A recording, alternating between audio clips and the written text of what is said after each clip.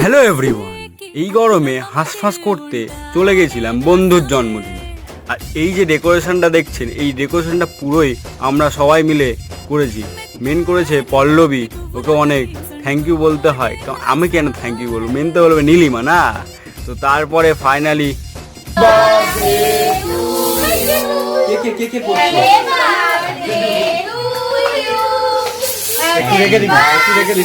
Cake কাটা celebration হলো।